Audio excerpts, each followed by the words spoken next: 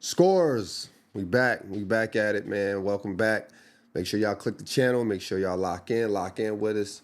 A lot been going on in the basketball world, man. You know we gotta talk about it. You know we gotta talk about everything that's going on. First things first, man. Hey, my fault. That's it, right? We good. We good. Okay, my bad, fellas. Right at it, man. Right, jumping right out. Niko Harrison, man. Niko Harrison has been fired. Been fired from the Mavs. Listen, man, I'm not. I saw this coming. I saw this coming, man, and it really messes up a lot of things here. But let's be clear. He got fired because of probably one of the worst trades in history. Probably one of the worst trades in history. Getting rid of Luka Doncic. You're talking about a generational talent, bro. Generational talent went to the Lakers where he is balling, flourishing. The Lakers fans excited. Right now, the Lakers is 8-3. The Mavs is 3-8, and they traded him for Anthony Davis, who was not playing right now. And we was all hoping that he would save the day by drafting Cooper Flag. Cooper Flag is over there, and Cooper Flag is not no Luka Doncic. Don't get me wrong. I think he has tremendous upside. I think he'll be great later on, years to come. But Luka Doncic is a 5-time All-NBA player. Even if you say he's overweight, he was drinking too much, no matter what you say, he was still putting up numbers. Just 2 years ago, they were in the finals because of Luka Doncic. Not because of Kyrie Irving. Kyrie Irving had a big thing to do with it. But the main player was Luka Doncic. But, you know, that job as a GM is pretty tricky because the GM is pretty much the face of the organization. But he doesn't call all the shots. You know, there's a lot of rumors on the backside of this where the Dallas Mavericks want to move to Vegas. They want to have like a casino. The people want to do it. So there was people behind the scenes who made the call on trading Luka Doncic. You can't believe that Niko Harrison is the only person who makes that type of decision. It's not true. So, but because he's the face, people are getting billboards saying fire Niko. People are outside of the arenas saying fire Niko. So of course you gotta fire Niko. You gotta fire Niko. There's the only way to keep the fans happy. Because at this point, the fans is like, yo, we're losing. Fire Niko, fire. And you keep them, it just gives bad energy to the organization. So you gotta say, you know what, look, man, I know you don't have everything to do with this, but somebody gotta go that ain't me. If I'm the owner, I gotta say it to him. Hey, look, man, somebody gotta go, and it ain't me. But my fault. Let me make sure. Maybe make sure I got the right stuff. Pull up the right stuff here. I want to make sure I'm on the right stuff here. Let me make sure, cause I had the wrong notes pulled up, but it's all good. We can still keep it going. I want to make sure I'm covering everything here. Let me see, man. 1 second. There you go. Make sure I got the right notes. I want to make sure I'm reading off the right notes, people, because this is a lot of stuff and I don't want to miss nothing. Also, this decision by the organization to get rid of Luka, it messes up Cooper Flag's situation. Now Cooper Flag is in a situation where it's a magnifying glass on him. People are looking at him saying, you're supposed to be the savior. You're supposed to be the person who replaced our beloved Luka. Now, you're averaging about, 15 points? I think he averaged about 15 points. He had a game where he had 2 points. I think last game he had about 26 points, which is good. I think that's great for him. I like it. But I said this in the beginning. He's a first season player. What are you averaging right now? 15 points. I said he's no higher than 15 points, right? Right now he's been fluctuating between 13 and 15 points. I don't see him. I see him having good games. I see him having spurts. I see us seeing the potential, but I don't think he is the savior for the Mavericks right now. And then they got him at the point. How you gonna replace a guy like Luka who can do the things you do at the point and say, let's put Cooper Flag, who didn't play point in college, who didn't play point at no point of his career. I don't even remember. I haven't even seen a clip of Cooper Flag hitting a game winner. Now you're asking him to be this star. Be the star. You're replacing. It's light right here. You're replacing our best player. So it makes it tough. It makes it tough. But nonetheless, where Dallas is right now is where I expected them to be. I had some faith in him, but once Anthony Davis went down, it's kind of hard to believe him at that point. I didn't think Cooper Flag was going to come in and be the person to replace a Luka. He's a generational talent. He'll be a Hall of Famer, win a championship or not, but he'll be there. So it's not going to work. Niko, good. I'm sure he'll find other jobs. I'm sure he'll be behind the scenes somewhere. They just gotta let this die down. This could actually ruin a career. Like these type of decision makers, this kind of ruin a career. So we're gonna see where he goes. Now, I want to talk about Giannis. Giannis, he didn't play last night, but he played a couple nights before. And there's a clip that's going around where he dunked on Gaffer and Cooper Flag. And I want to bring that up because Giannis plays like a power forward. Like he plays like, if you had to pick a power forward, that's what you want out of a power forward. He seems like a player who prides himself. Washington Jr. Split the defense. Giannis against Gafford with the block. He's trying to keep him getting in a rhythm. He's got the offensive rebound. And even the putbacks are a little bit tough. Tries to split the defense. Giannis! That'll work. Takes it out on the basketball.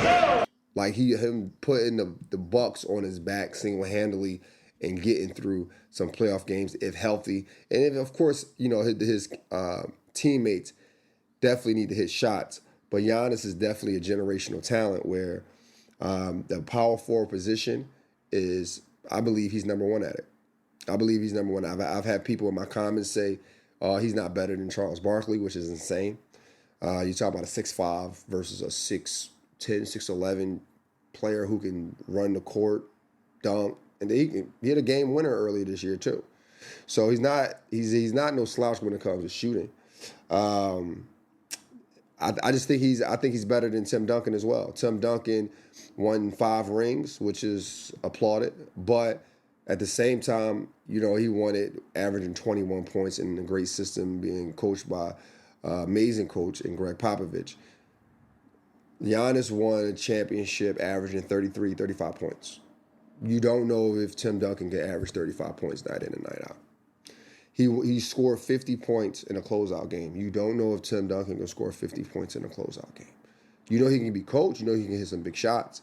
But you don't know if Tim Duncan can do that. I like Kevin Garnett over Tim Duncan as well. That's just my opinion. Garnett came out of high school, had to figure it out. And if you go look at the head-to-head matchup between Tim Duncan and Kevin Garnett is like, 1 rebound behind, I believe. Kevin Garnett's raw. He's more versatile. I like Kevin Garnett over Tim Duncan. So I got Tim Duncan number 3 in power forwards. They got Giannis number 1. Cade Cunningham. Excuse me. Cade Cunningham, again, another player didn't play last night, but we got to talk about the 45 points on 46 shots, triple-double. A lot of people are saying, they're frowning upon it. They're like, but he shot 46 times. I could have did that. No, you couldn't have. And he had a triple-double. And you got to remind yourself that his teammates who actually scored the ball, Tobias Harris and all those guys, were out. The Thompson twin, out. So he had to shoot those shots. And if you're not a player who is used to shooting 46 shots, or a player who is used to shooting or having to put the team in your back on every aspect of the game, you're going to miss a lot of shots. You're going to take some bad shots. There's going to be some chippies in there where you just miss.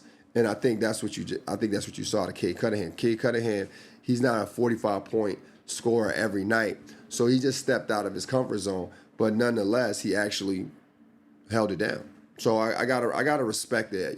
People are kind of like, not giving him his props because how many shots he took. But I give him his props. I think that's hard to do. I think it's hard to put a team on your back, man.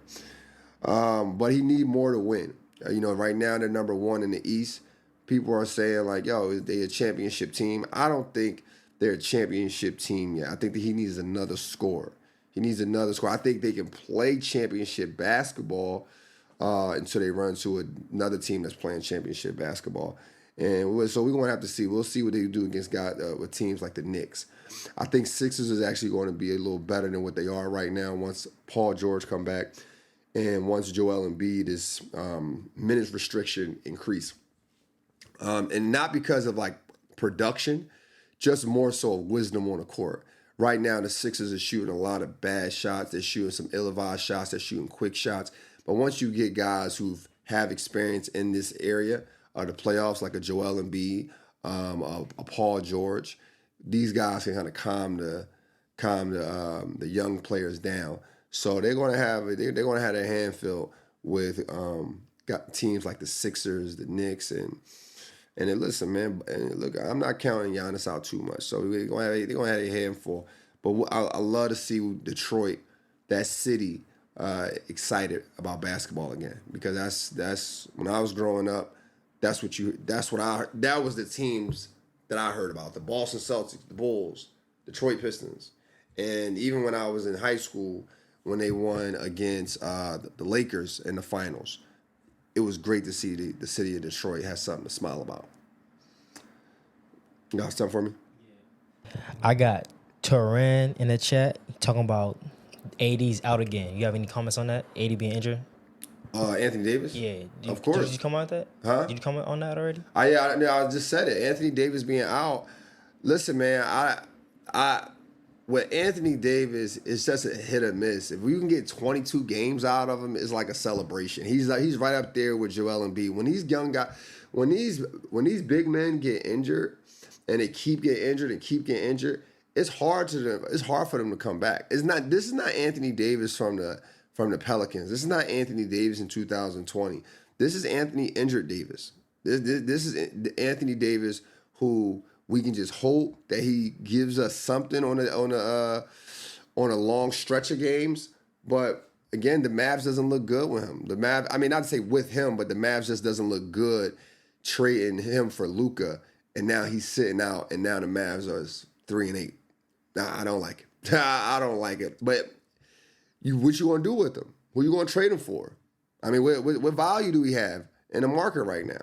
Because you're not going to get the Pelicans. I mean, you want to trade him for Embiid? I mean, that's just trading water for water at that point. So at the end of the day, the only thing you can do if you're a Dallas fan, if you're an AD fan, is be hopeful. Be hopeful that, hey man, I hope he can just play at least 60 games. Wemby. Now, Wemby didn't play last night as well, but I did get a chance to see him play. When he scored 38 and he had 12. Man, listen, bro. Listen. This man is pulling up on fast break, shooting threes, ISO game winners. And the fans are saying the 90s basketball was better. Now, I hope this doesn't offend anyone here. But ring culture has ruined basketball conversations. Because think about this. You would say Wemby is better than Kareem Abdul-Jabbar as a player. But you would still rank Kareem Abdul-Jabbar above Wemby because of rings. Now, is Kareem Abdul-Jabbar a better player, or is he a more accomplished player? So we get into a space where we're like looking at these guys 7'5", dropping 38 points on all levels, not just in the post, not just running hook shots. We talking about using his handle, creating space, ISOs on the block, the whole nine. And you're like, Kareem Abdul-Jabbar won 6 rings. He's just better. Nah, bro. Nah, this is a different type of player right here. This is a LeBron James type player. When I say a LeBron James type player, I mean, prototype. We still haven't found that 6'9", 240 guard who has speed, who can pass, who can put the ball in the hoop, can make everyone around him better and rebound at the same time for over 20-something odd years. We still haven't found that player. And I don't think if Wemby can stay healthy throughout his career, I don't think we're going to see another Wemby. A 7'5" doing what he's doing. And, man, don't let him get some muscle. And it's going to happen. It's going to happen. Like, KD came into the league. He was also a little smaller, but he's not the biggest person now. But over time, your body, mentally, you get comfortable with the contact of NBA play. He's going to get comfortable with this. He's going to get comfortable with the double teams. He's going to get comfortable with the physicality. He's going to get comfortable with it over the years. So when that happens, I don't think you'll ever see another Wemby. I don't think you'll see another Wemby in the things that he can do. It's just different, man. It's just different. And I also think that they're in a good position as a team. When I say a good position as a team, I mean, are they a championship team? De'Aaron Fox is back. If De'Aaron Fox, he's also a veteran. De'Aaron Fox can turn it on. I think they up there. I just don't know if they can compete with the OKC Thunder yet. I don't know if they have the maturity yet. I got to see it. But if Wemby wins a ring, it's over. It's over.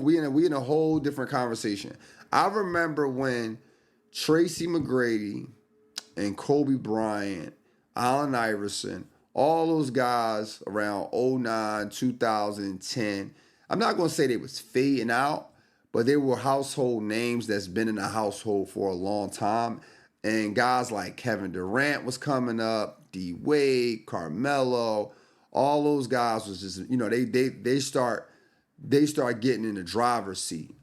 This is that new class, that Wemby, that SGA, that Anthony Edwards. This is the new class to say, this is a style now. This is a style of play. And I think Wemby going to open up a new style for not only the NBA, but coaches below the NBA, youth basketball, high school basketball.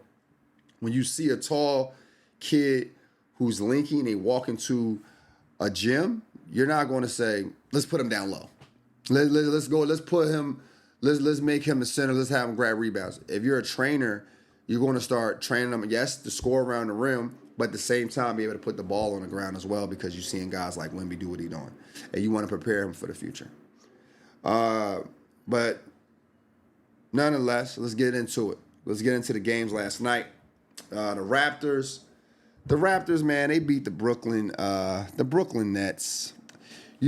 Earlier this season, not say earlier, it's still early in the season, but a couple weeks ago, I said the Raptors will be a great game to take your girl to, because the ticket's gonna be cheap. It's not nothing to see there. But I'm watching them a little bit, and I don't think those tickets gonna be cheap for too long. I don't think they're not gonna be cheap for too long. I like Barnes. Barnes, he's a guy. He can get you a triple-double. He can get you a triple-double on a good night. Ingram, he just wants to score. You had Emmanuel, what's his name, Quickly? Yeah, my man Emmanuel Quickly. He played well last night. He had about 24, 8 rebounds, 5 assists. You got about 4 scorers on that team. If they can put it all together, though. Right now they play individual. They can put it all together. R.J. Barrett, if we can just get him in a defensive role. I don't like him shooting. I just don't. I don't trust him shooting, and they leave him open a lot, and he misses a lot. But I think they got some hoopers in there. They They shot 49% from the field last night. But the issue that I have with the way they played is the shooting of the threes. They was 9 for 35. See, that's losing basketball to me. Like when you shooting 9 for 35 from 3, it's losing basketball. Like you can't improvise. You don't know which way to go. I mean, they have what's his name? Jacob Potley? Jacob Potley. I'm bad with names. You gotta forgive me. He had 12 points and 10 rebounds. They need more out of him. The reason why I say they need more out of him, they gave up a lottery pick for him and just extended it. I just gave him an extension on his contract for $150 million. You out here doing 12 points and 10 rebounds? 12 points and 10 rebounds? Nah, we need more out of you. We need more. I think Barnes is a tougher player down low than him, and but we got to get the money worth out of him. Brooklyn, it was Biggie night, baby. You know, I grew up in the Biggie era, man, and I'm actually happy to see like the world is still celebrating his legacy. You know, Biggie is he in my top 5. I love, you know, when it comes to rap, I love storytelling, and obviously people could say like Slick Rick. Slick Rick was an actual really good storytelling, but when it comes to rap, I like for guys to actually paint pictures in my head. And Biggie was one of those guys. I'm thinking of the name. I got a story to tell. I got a story to tell, or Life After Death. That's one of my favorite storytelling songs. Warning by Biggie, one of my favorite storytelling songs. So to see people, he's still celebrated after so many years, that means a lot. That means a lot, man. So shout out to the Brooklyn Nets for doing that. The Brooklyn Nets, they have some players, but they're not. I'm not gonna call them not winners. It can be one of those things like they did at OKC. If you can stick with a core group and develop them, they might be all right in a few years. But you got to stick with them, and you got to probably put one more strong player in there. Probably got to put one more strong player. Michael Porter, he's not a bad player, but the reality of it is he's not the best at creating his own shots. So, or I'll say it like this. He's better if he doesn't have to create his own shots. If he has someone else out there who can actually get into the lane, create some more shots for him, I think that his average will go up. I believe he's averaging about 21 points right now. I believe that can go up to about 25 points a game if he has someone else out there. But when he's one of the primary scorers on a perimeter and he got to create his own shots, it's easy to keen in on it. It's easy to stay with him. He's not a guy who's quick laterally as far as like getting around guys. They got a young kid named Noah Clowney. He's pretty good. I like him. He's hit some tough shots. Just a tall kid, about 6'10". I like him. If you can stick with him, develop him, those type of guys you want to keep into your organization. And it's definitely a young team, though. It's a young team. Right now, to me, they're the East Coast Clippers. And the reason why I say that, obviously, here in LA, you got the Lakers, and then you got the Clippers. In New York, you got the Knicks, and you got the Nets. The Clippers are never promising. They had their years with the what year was that when they had the Lob City? Lob City looked promising, but of course they didn't pull it through. And this is what I think Brooklyn Nets can get to. I think Brooklyn Nets can get to a space where they have some years that look promising. Who they have on their team to pull it through is up to the GMs, is up to the owners. But I think Brooklyn has a good future if they can stick with some guys and they're not constantly moving people around. Let's get to the Sixers and the Boston Celtics. This is a third time playing against each other. Third time playing against each other in the last 3 weeks. I don't know who made the schedule. I mean, that's kind of draining, though. But the next time they play each other is in March, so that's a blessing. Sixers pulled it off, 102-100. They did a great job. Well, not really. You know, those type of games is tough because if you play a team 3 times 21 days in 3 weeks, they start to know all your moves. They know everything you're doing at that point. They know all the plays. So, of course, most of the games are close. So it's hard to score at that point. Like a guy like VJ, I believe that's the game he had 34 points the first game. This game he had 6. He had 6 points, about 3 rebounds, played 35 minutes. The thing I like about his stat line is he had 0 turnovers. So that shows maturity with the basketball. I like his upside. I don't think we need to put so much pressure on him to come out and score so much because it makes it harder for him to adjust when guys like Paul George, Joel Embiid gets back in the lineup. Because those guys are going to get their shots. That's what they're paying for. Now, you like it or not, you could say VJ's better. That's okay. But you got to understand it's a business. It's a business, and if you're paying someone $40, $50 million a year, you're definitely not trying to see them shoot 4 times a game. You want to, listen, I pay you, this is what you do. And you don't want VJ to feel like, yo, I got to live up to this hype. I got to live up to this standard, the status that they're putting me at. They say I can average 18, I can be a rookie of the year. Let me try to go out for that every night.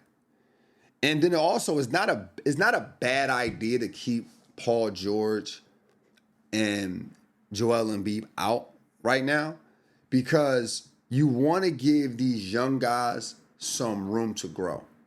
Because I believe the Sixers are going to go deep in the playoffs. And the last thing you want to do is have the Sixers young guys start learning on the fly. Not the right time to learn. So let these guys take their growing pains now, and then they're prepared for the playoffs. Maxey,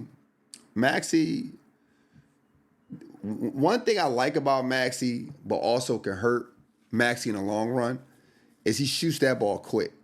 I was watching some of the game last night, and there was one possession where he just pulled up on a fast break, and it was 22 seconds left in the shot clock. Like, there are time and place for that, 1,000%. But he's always looking for a shot. He's almost always looking for a shot. And playoff time come, he gonna need some maturity with this. What's up, scorers? I just want to stop it to let you basketball more than VJ. I think VJ will bring it up, but Maxey will have the basketball more than VJ. So I think he needs to definitely slow down just a tad bit. Here's big time out. Kelly Oubre is the key piece. I definitely did a shout out for Kelly Oubre a couple weeks ago. He don't get enough credit. You know, you're talking about a guy who's averaging 17 points, I believe. I think he's still averaging 17 points. I know the last I talked about it, he was shooting about 54% from the field, 41% from three. He's a vocal leader out there. He takes on the challenge of guarding the toughest players. Last night he hit a big time shot, a big time putback. So he's always crashing the board. He's always there. He's also another key piece to that team. So you definitely want to make sure that you keep guys like him happy. He get his shot over the time. Jared McCain, the way he's playing, the way that knee brace look on his knees, I don't really see him being who we thought he would be. You know what I mean? Like, I don't really see it. Not to say he wouldn't be who we thought he'd be. Let me take that back. Last year, he averaged about 20 points after playing 23 games. He looked like he was going to be the rookie of the year. People have asked me how you feel that Jared McCain is going to fit in. I don't think he needs to be the 20-point scorer that you think he needs to be. I think right now you give him some spot minutes. You let him get in there. And if he's hot, he's hot. If he's balling, he's balling. But you don't got to look for him to get 20 points, because you have that in a VJ Abcombe. You have that. It was another kid last night with the name Edwards, who I believe had about 22 points off the bench. You have that in, what's his name, Waitford? What's my man name? Waitford had a triple-double the other night. I'm bad with names if I don't have it written in front of me. I don't have no teleprompter here, but just vibe with me. Vibe with me.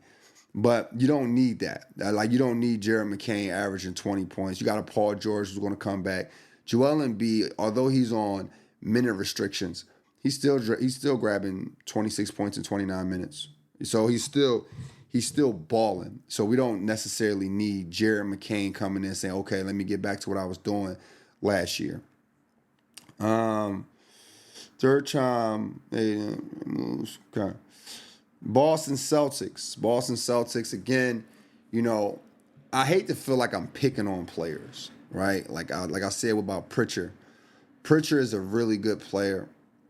I think he's a really good player off the bench, but it makes sense why he's not coming off the bench right now, because they need another scorer in that second lineup. They need another scorer. Last year, if you had Jason Tatum, you had Derek White, you had Jaylen Brown, all in the starting lineup, right?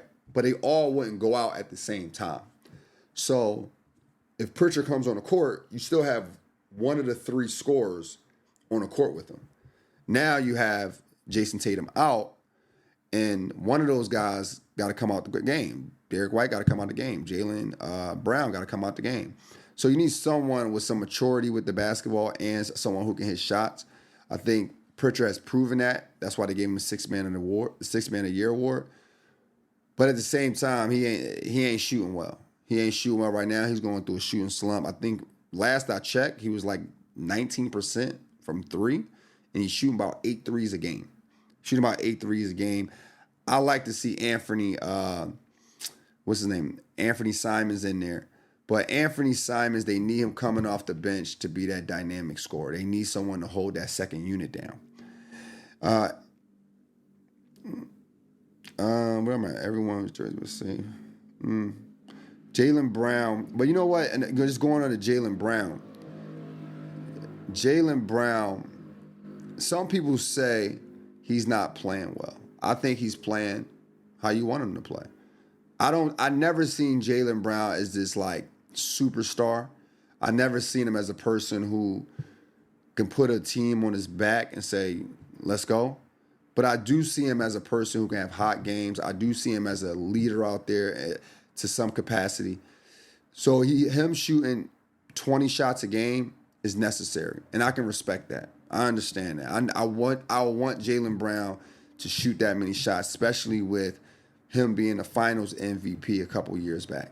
He needs to be shooting the way he's shooting, but I also don't expect him to hit every shot, hit majority of his threes. I don't expect that. I don't expect him to beat everybody off the dribble, because I didn't see it before Jason Tatum went down. So I don't expect to see it now. In fact, I expect him to take more bad shots. I expect him to struggle a little bit more, because now he is the vocal point of the offense versus like having a Jason Tatum out there who can do a little bit of everything and keep the defense off balance. And when he has the ball, he attracts a lot of attention and gets to Jaylen Brown. The way Jaylen Brown is playing right now, I don't mind it. I think he averaged about 26 points right now. He's averaging about 26 points right now, right?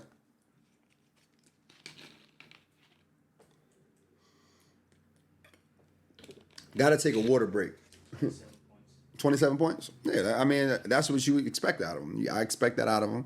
And that 27 points, though, he is taking some bad shots. He takes some tough shots. And he also missing shots he should make. There's too many times I'm watching the game and I see like a missed layup or something like that. So, but I'm expecting that out of him. So I don't think he's playing bad at all. I just think the Celtics is not going to be a good team this year, and we got to live with that. And if you're a Boston fan, you got to live with that. They're not going to be a good team. They don't have enough bodies on the bench. I think they'll go through spurts. I think they'll have days momentum throughout the season where they win like 5 games in a row or whatnot. But I also don't think they're going to be a good team overall this year. Knicks versus the Grizzlies. How you feel about the Knicks, E? Like the Knicks, bro? I'm a fan of the Knicks, especially a fan of Jalen Brunson. Jalen Brunson. Was Niko Harrison, was he responsible for the Jalen Brunson trade too? Last I checked, he was around for that Jalen Brunson trade. Sheesh. Yeah, they got it. Fire Niko. No, I'm joking. The Knicks won 133 to 120 over the Grizzlies. Knicks look, man, it's really early in the season. As a person who understands this, because I played basketball, I played at the college level. I also coach basketball. I've coached every level with the exception of pro. I'm telling you, in the beginning of the season, is always tricky because you can have a lot of momentum and then that changes. Because all it takes is for the Knicks, all it takes is one injury. All it takes. Jalen Brunson get injured, God forbid, of course. Where does the Knicks go from there? Cat get injured, where do they go from there? These are big portions of their offense, and but right now they ride high. They look like they want to win the East. They look like they want to win it. They're the most experienced team in the Eastern Conference right now.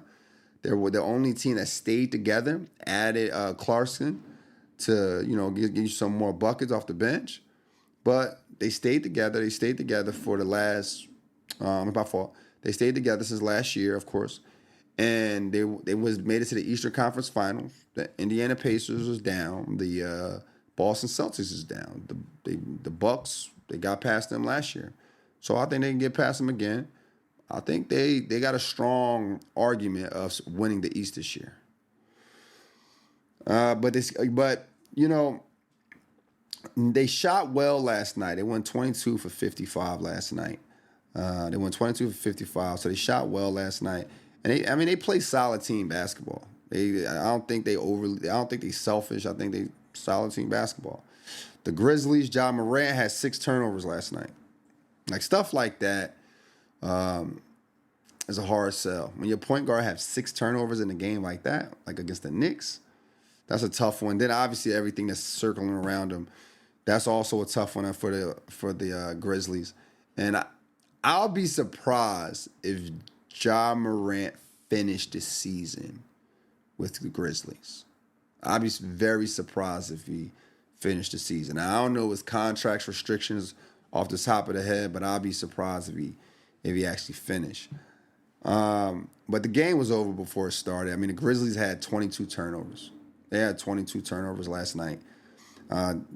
They just got too much. At times, they're standing around way too much. The kid Jackson, he was handling the ball a lot up top, not pushing them, not being a point guard, but just just not versatile enough for me. So I think the Grizzlies may be one of those games if you want to take your girl to a game and you just like, yo, you know what, babe, let's go to a basketball game. You want some cheap tickets and you want to kind of show off a little bit and sit a little closer than usual. Mark the Grizzlies on your calendar. OKC versus the Warriors. OKC.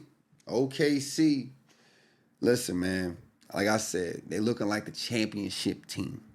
126 to 102. Well, look like a championship team, bro. OKC, they just play unselfish. They don't care who scored, but we know who the man is. So let's give it to SGA. Let's give it to SGA. And SGA like, yo, you know what? I love that y'all love me. So I'm going to give it to y'all too. I'm going to give y'all the ball too. So OKC looking good. They play defense. If you saying the NBA don't got no defense, the teams don't got no defense, that can be very, very true for the teams that's not good. For the teams that's not good, yes, they don't play no defense. That's why they not good. But OKC, they locking up. They locking up. You got to bring your hard hat when you go to OKC. So, again, I still think they're the favorites to win the championship. I haven't seen no flaws in their game yet. I don't know who can beat them. I want people to beat them because I like the underdog story.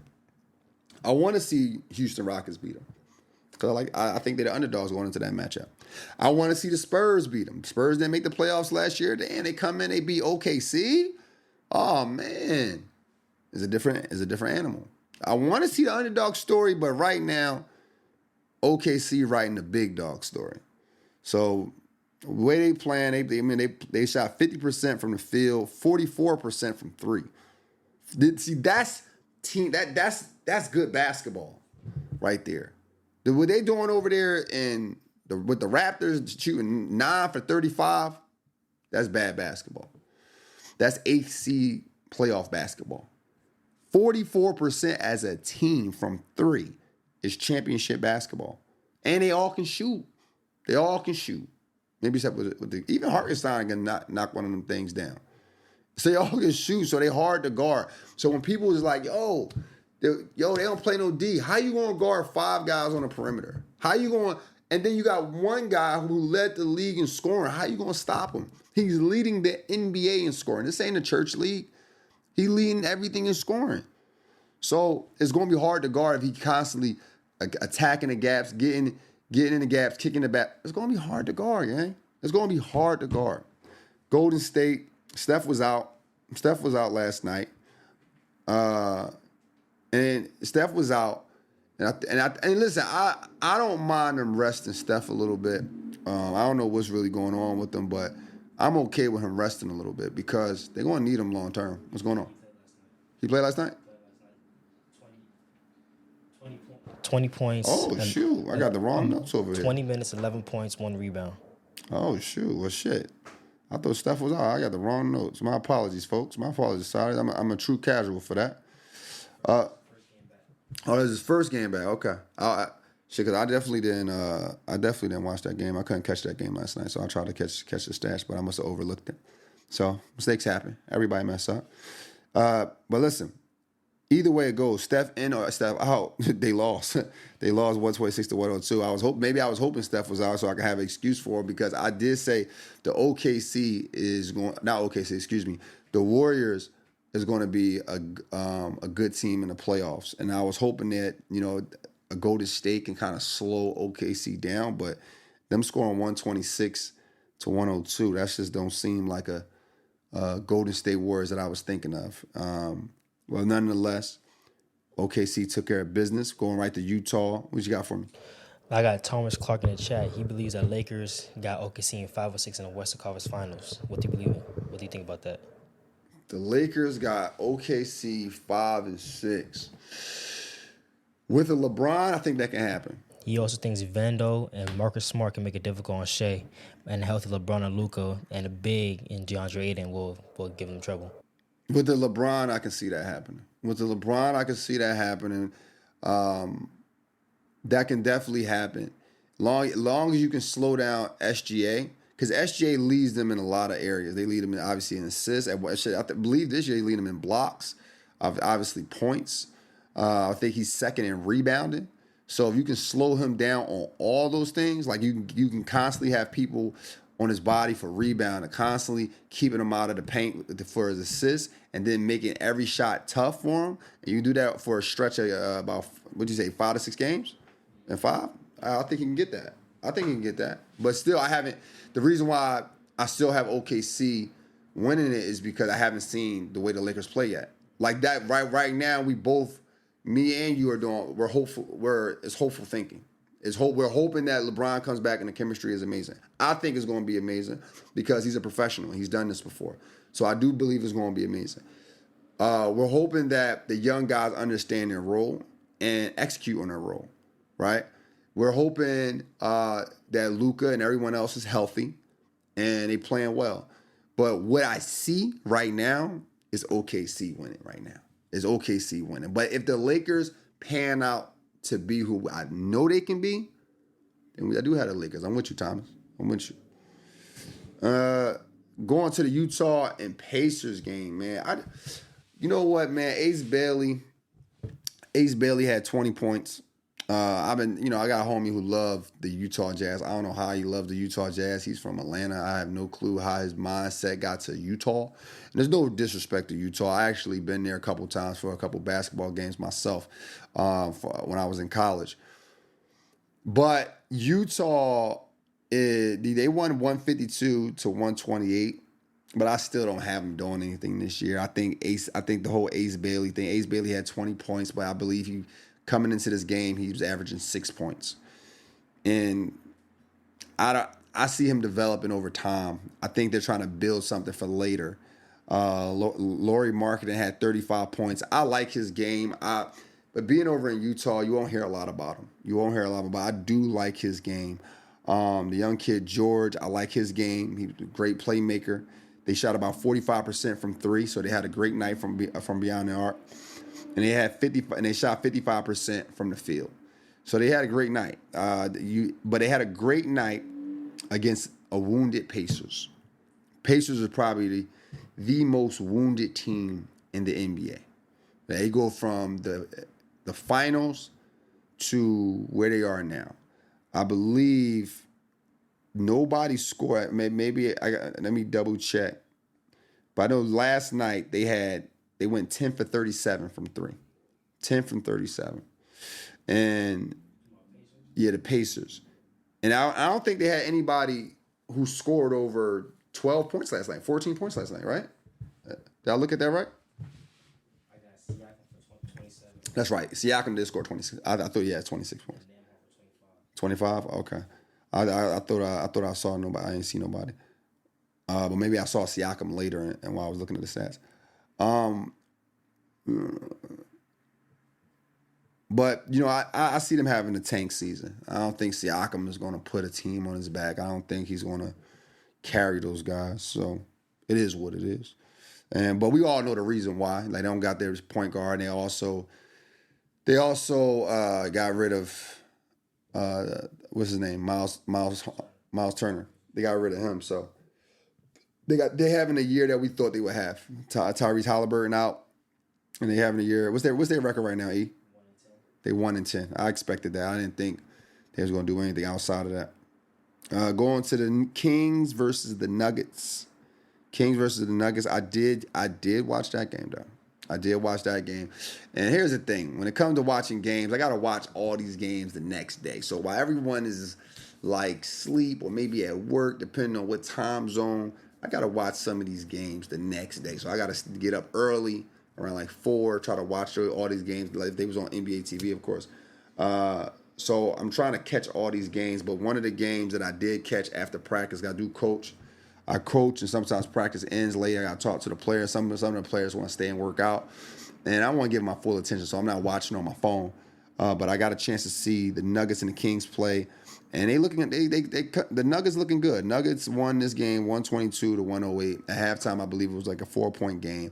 You know, I thought the Kings were going to make a run, but Nuggets shut that down. Right now, the Nuggets is 8-2 in the season.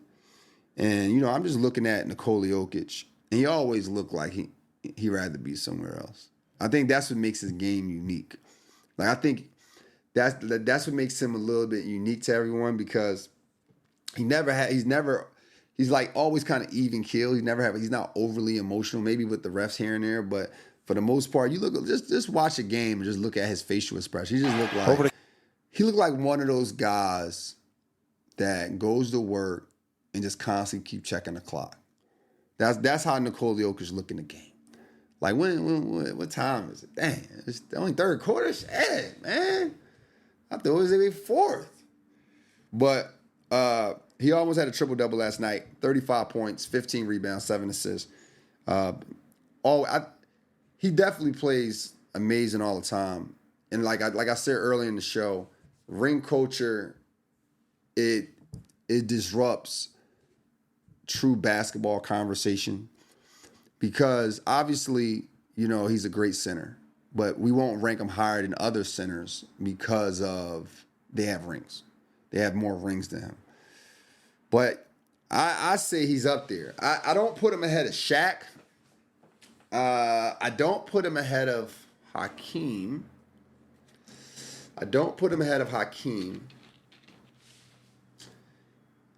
And I'm almost necking. I'm gonna be 100. I'm gonna be honest with you guys. I'm gonna put him ahead of Kareem. Man.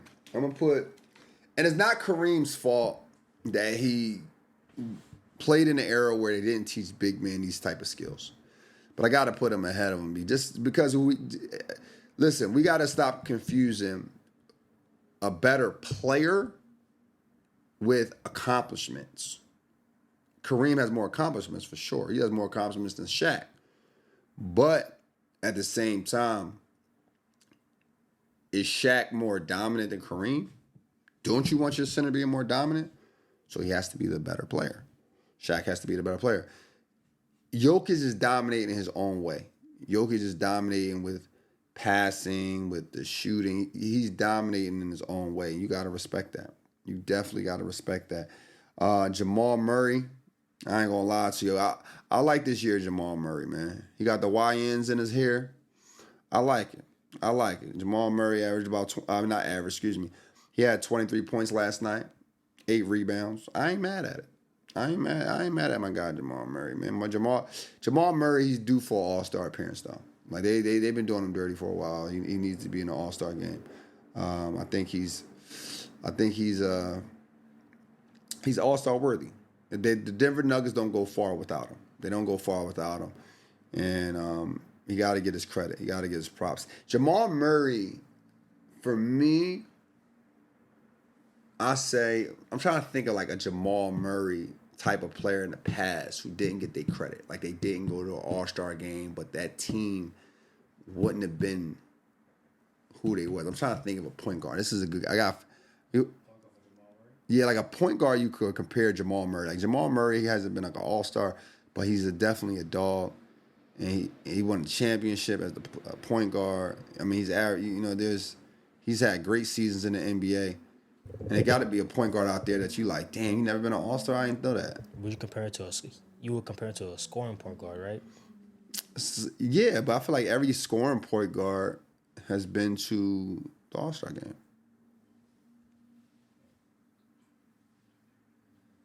Because Jamal Murray, man, it's surprising that people don't talk about him enough. I mean, he got to be one of the only scoring point guards that got a signature shoe. And don't got an all-star game? Like Jamal Murray, ain't signing New Balances or some shit? Well, he don't have a signature shoe. He just signed a New Balances. Yeah, so, I mean, he got a sneaker deal. Shit. I ain't going to put him in an all-star game? Disrespectful. I saw Mike Bibby. Was he a scoring point guard? So, my guy here, he's young. He don't know. Actually, Mike Bibby, he wasn't a scoring point guard. He was a floor general, but he can put the ball in the hoop. He can hit some shots. My guy here, young, he ain't see Mike Bibby play. But Mike Bibby, you wouldn't want to leave him open for three. When they needed a bucket for the Sacramento Kings, he can deliver. Or when they needed a play made, he delivered. He's similar. He's similar in ways, just shorter. He's just a shorter guard. Jamal Murray, man, I'm trying to think. Y'all drop it in the Y'all drop it in the chat. Who Jamal Murray? No, not Andre Miller. Andre Miller wasn't a scoring guard. Andre Miller was a smart guard. He was a smart guard for sure. But he could. Jamal Murray is definitely more. He definitely have more tools than Andre Miller on the court. But y'all let us know in the comments, who does Jamal Murray remind you of when it comes to point guards who don't get their credit? Who does he remind you of? I already talked about this, but yes, Joker averaged a triple-double. Like, I don't know how we don't say he's one of the best centers. But the Denver Nuggets is looking good. I'm not convinced yet, though. I'm not convinced. So you got the Denver Nuggets ahead of, like you think they're going to win the championship this year? I think they can compete. Yeah, I think they can compete. They 8-2. I think they can compete for sure. And then I remember last year they took the OKC to 7 games, so it could have went either way. They took OKC to 7 games. You're right about that. Again, I think they can be stopped though, because OKC found the formula to stop Jokic. They found the formula. Caruso. OKC can be stopped too though. It went to 7 games. It went to 7 games. You could have went either way. So I'm saying, like, don't sleep on Denver. I'm not sleeping on Denver. But playoff matchups going to matter a lot. It's going to matter. It's going to matter. But we'll see. We'll see. It's still early. I'm not counting any team out in the West. The West always looks strong. Always. I don't know where y'all get this like, oh, the East was down, the West always looks strong. The West always got like some of the better players and better teams. But I'm just not excited just yet about the Denver Nuggets. The Kings, man, you know what? It was a couple plays in that game where Russell Westbrook, he was doing something. He was working, and I was really excited. And then he started shooting some bad shots. He started making some bad plays, and Russell just super streaky, bro. Russell Westbrook. You know what thing with Russell Westbrook? Russell Westbrook was too good for his own good, if that makes sense. Like, think about this. He averaged a triple-double 4 times in his career. So every time he goes to a team, every time he's in a game, we think we're going to get that player, but we're not going to get that player. So he could be just doing normal stuff anybody would do, making mistakes in the game. But it's still a big deal to us because it's not the Russell Westbrook we once knew. I feel the same way about LeBron as well. He's no different. Those guys were too good for their own good. Because now you don't have a medium. You don't have a middle ground. You don't have a middle ground to their game. Same thing with KD. I say the same thing for KD. KD is a guy who we know can average 27 points. He's getting paid to score the basketball. The moment he's on a team or at an age where he can't average 21 or he's averaging 21, it's going to feel like a letdown to all the fans. And that's how I feel about Russell Westbrook at times. Like, I know he's not up there in age, but he's up there in NBA age. And I know he doesn't have that primary role anymore. But when he gets in the game, all our eyes are getting big, and we're like, yo, he gonna show us something. And then he has them spurts. He has them moments where he just balling. Like, we just like, yo, this dude balling. But again, it's still, he didn't play bad though. He didn't play bad. He almost had a triple-double. I think he had 14, 11, and 8 last night. He didn't play bad. But some stuff, like with the basketball during certain times of the game, you like, yo, what is that? What was that? What you got for me? Yeah. Some of the stuff I'm just like, man, what you got for me, man? What you got for me here? But I always call, I'm going to be honest with you, man. I'm going to be honest. Sacramento Kings is another team you want to take your girl to. If you at home and you surfing through channels and you like, yo, oh shoot, Sacramento plans, it's a close game, I'm going to watch this. But it's nothing you mark your calendar for. I always felt like Sacramento is the graveyard for the West. Is the grave. Once that you start getting traded. Now, it's cool for young guys to get their resume up, like Darren Fox. He got his resume up over at Sacramento, so he goes somewhere else and is promising. It looks promising for him. It looks promising for the organization. But when you're older or when you are a person who is established and they say, well, yeah, you got to go to the Sacramento Kings. It's like, all right, we don't see, no other team see your value anymore. Like DeMar DeRozan, great player. But guys is like, you know what, bro? Where DeMar DeRozan going to go and be who he was? You know what I mean? Like Zach LaVine, where he going to go and be who he was? Russell Westbrook, where he going to go and be who he was? Sacramento. And then I believe Zach LaVine, is he from the West Coast too? I know DeMar DeRozan is from the West. I know Russell Westbrook's from the West. Because if Zach LaVine is from the West, this is Washington. I mean, that ain't too far. Washington right up the street. That's right up the street. So again, this is like the graveyard for veteran NBA players, Sacramento Kings. Graveyard for those players. And if you at the end of your career and you from the West Coast and he trade you to Sac, that's probably your last stop. That's probably your last stop. I ain't gonna lie to you. And that's okay. That's okay, man. You know, shit. We could at least shit. If I would have had a game in the NBA, I would have been cool. I would have had that everywhere. I would have had my car covered in it. You know what I mean? I would have me wearing an NBA jersey. So I'm not taking nothing away from those guys. It's an amazing accomplishment to actually play in a league where only less than 1% can play in. You got something for me over here in the chat? Anything? Yeah, I got reports. The Kings are planning to explore trades for Zach LaVine, DeMontis Sabonis, and DeMar DeRozan and others. So they're looking to do a rebuild. They're gearing up for a rebuild. Oh, wow. What's your take on that? Where is that at? Where you find that at? I'm seeing that it's a report from sideline sources. Sideline sources? And they get rid of all those guys? Sabonis, everybody? Yeah, they're looking for a rebuild. So if the Kings are gearing up for a rebuild, if it is true, what's your take on that?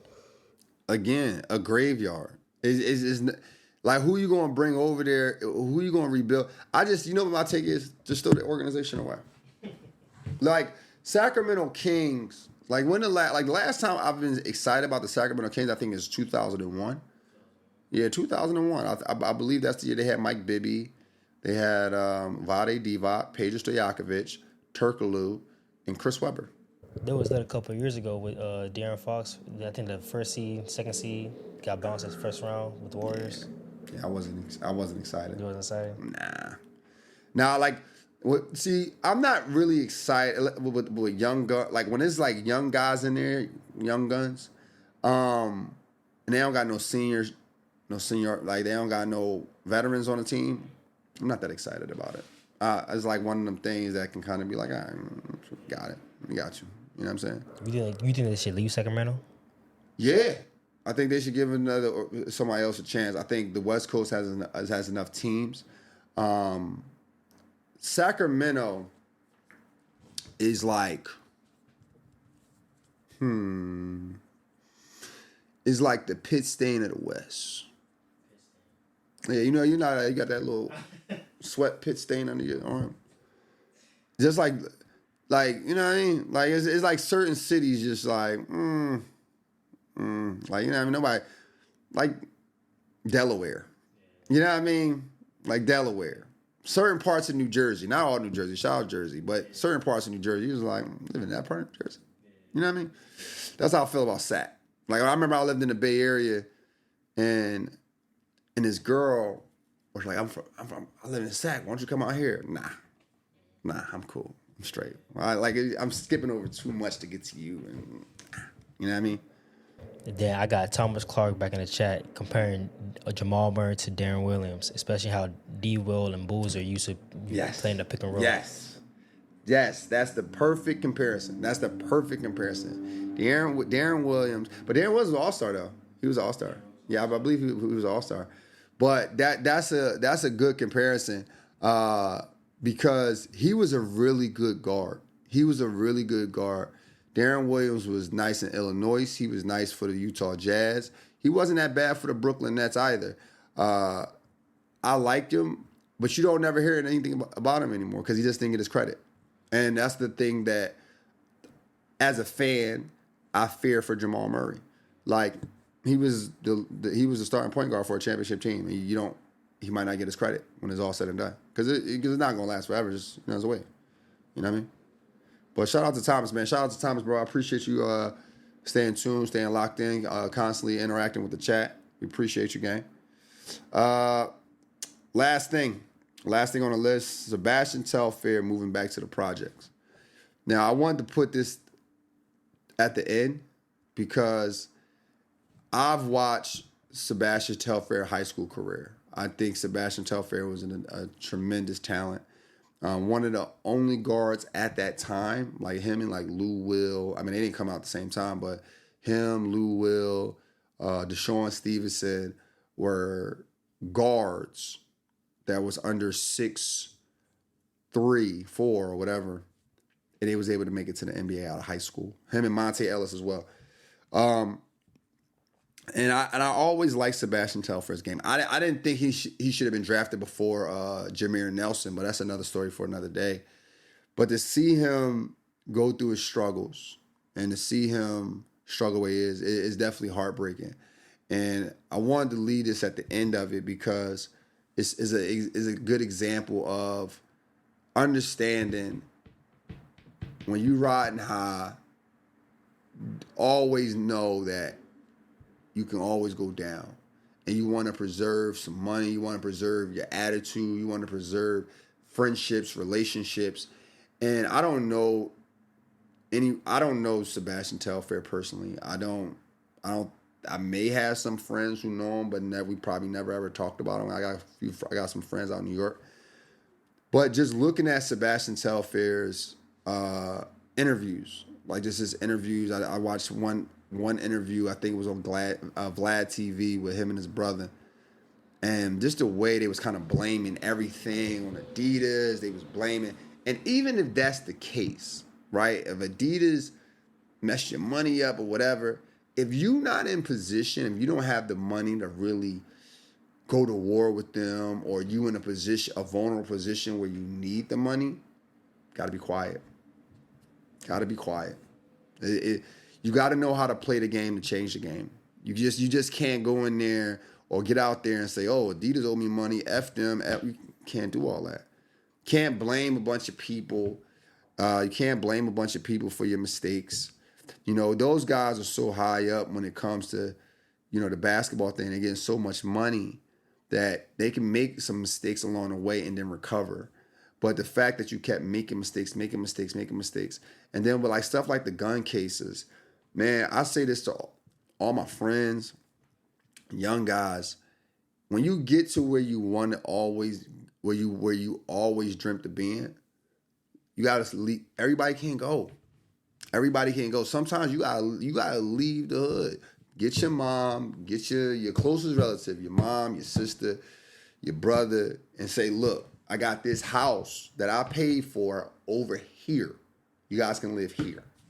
And I visit you here. We can set you up with some jobs in this area to make sure you're straight, but I can't keep going back and then risking my freedom, risking my career because I want to keep it real. And Sebastian Telfair, in some regards, is an example of that. He's an example of what it looks like when you taking some missteps. You talk crazy about these major corporations that invested in you. Because that's where I first saw Sebastian Telfair. He was not at McDonald's, ABCD camp, Adidas ABCD camp. He was on a Slam magazine. Then I actually seen him in person. For I forget what high school game he was playing, but yeah, I mean, this is an example of that. This is an example of that. So make sure, if you're young, older, whatever, make sure you use that as an example. But I think he will bounce back. I believe he's going to jail for about 6 months, and 6 months, hopefully get his mind right in there. Strategize, make his plan, and when he come back out, he busting moves, and he can tell a story in a different way, and we can see him overcome these challenges. That's what I really like to see. I like to see these guys overcome those challenges. Like, I ain't gonna lie to you, when Lamar Odom was caught in that brothel, and I believe he had like a seizure or a heart attack or something like that, I really wanted to see him come out and do something special afterwards. I'm not saying he didn't do anything special. I'm happy to see him alive. I'm happy to see him having, I've seen him on a couple of reality shows or whatnot. But I really like for those guys when they have this trouble or these problems and it's in public, I really want to see them come out and show a different side of them and come out on top so they can inspire the people who followed them all these years. And that's all we got for the day, man. That's all we got for the day. Listen, man, I appreciate y'all tuning in. I appreciate the love. I appreciate the support. Make sure you guys go to our merch page, goesactivewear.com. Use Real Hoopers at checkout. Receive 25% off. And remember, man, look, the casuals going to hate it. Stat geeks, they're going to debate it, but the real hoopers understand. Welcome to Score Society.